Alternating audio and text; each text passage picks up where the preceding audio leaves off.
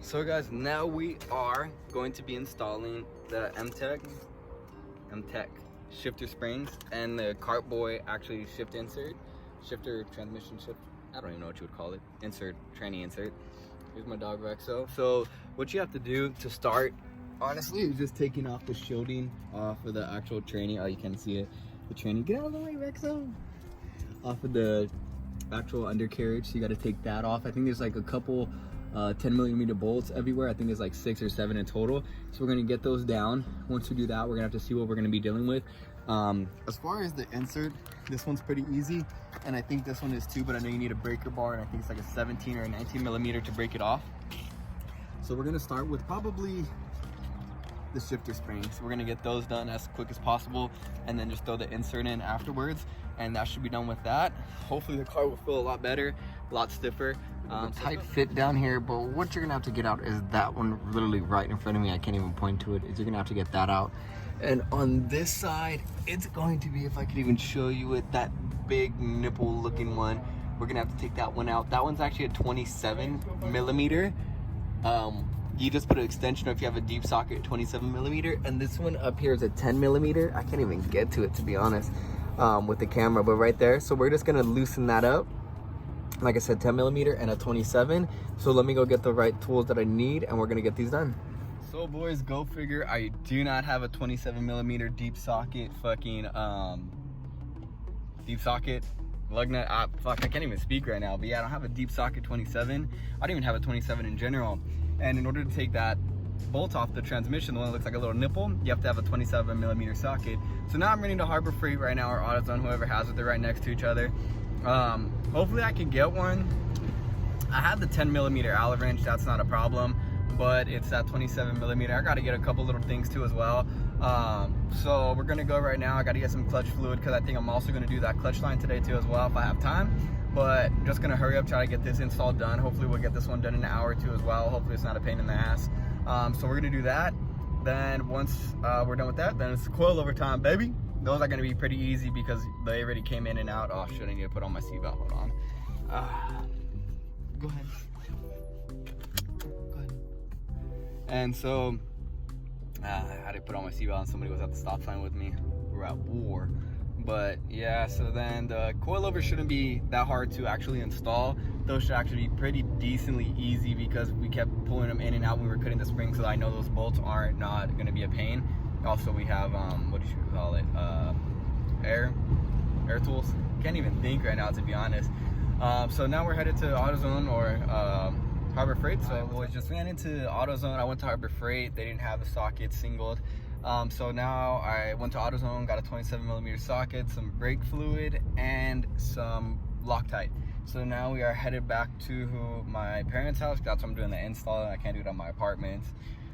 So now we're headed back there. Hopefully this should only take us like 30-40 minutes to do. Just get it in real quick, get it out, and we can move on to the coilovers. The coilovers shouldn't take that long. I think it's gonna, the most part it's gonna take forever is actually adjusting them the way I want them and putting the camber on them. My first time actually doing camber plates, so that's gonna be fun. See how I'm gonna have to look that up, how to do those, because I bought these used. Damn it, the seatbelt always gets me. Everybody put on your seatbelts. There we go. So now we are actually headed out of this damn place. Kind of packed over here, to be honest. And yeah, so I'll let you guys know when I get back. So all you need is 2 picks. Hopefully one of these 2 will work. A 10mm Allen wrench. An extension, I'm gonna put a 10mm socket on here and just pry it over there so I have like an extension. And then you're gonna need a pry bar with a 27mm. So now we're about to take this underneath the car and actually get everything undone. Let's go. All right guys, so the 10mm socket or Allen wrench goes, you know, obviously into the bolt itself, but then you get your 10mm socket, you put it into your Allen wrench and get that extension, and you can loosen it up like this, so you got a lot of leverage on it. So let me get this one taken out, and then I'll show you what's. All right, so it's finally out. It's literally right here. Then you just got to get your actual your pick, and you're going to take the spring out. So let me see if I can do this on video. Oh, I can't even find it. There it is. And you're just gonna pull it out. So it's gonna have a little bit of oil on it, but that's not a problem. As you could see, it's finally out.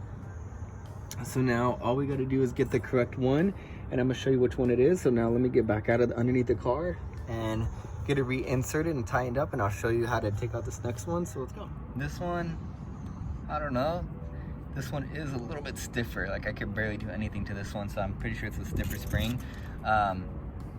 So now we're gonna get this one pushed back in, tightened up, and I'll show you just how to put them in. So to put it in, it's gonna be hard trying to do this, and at the same time you're going to just slide it on in there.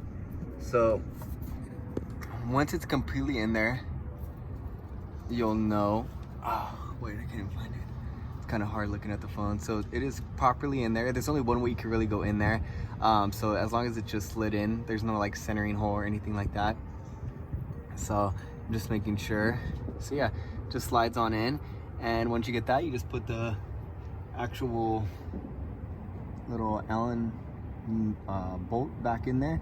I think I should put Loctite on this, I'm not too sure, but let's get this back in here. So boys, now this one's all tightened up, tight as I could possibly get it with the actual Allen key. So now we're gonna come over here, use the breaker bar and get this one out. So, or wait, where is it? Where are you? I can't find you anymore. Oh, he's all the way right there. Oh, there you go, he's right there. So now we gotta break that one loose, so let's go. For this one, and all you gotta do is just slide the spring off. A little bit of oil is gonna come out of it, and this is the old spring that we are gonna be taking out, and we're gonna put in the brand new spring in. So let me get this all put back together. Let me show you. On this one, you could actually see the gaps between it are actually smaller than this one. You can see that they're pretty gapped out. So now let's just get this thrown back on there, and let's get this back in the car. So everything's finally all tucked in. Oh, where is it at? I'm just blind right now. I can't find it anymore. Oh, it's all the way. I can't find it anymore. Where are you? Oh, it's right there. So it's all finally snugged up, tighten it as hard as I could possibly go. You can't really get a torque wrench in there, so just tighten up as best as possible. So now we're actually gonna be working on this right now and getting that Kartboy shifter installed.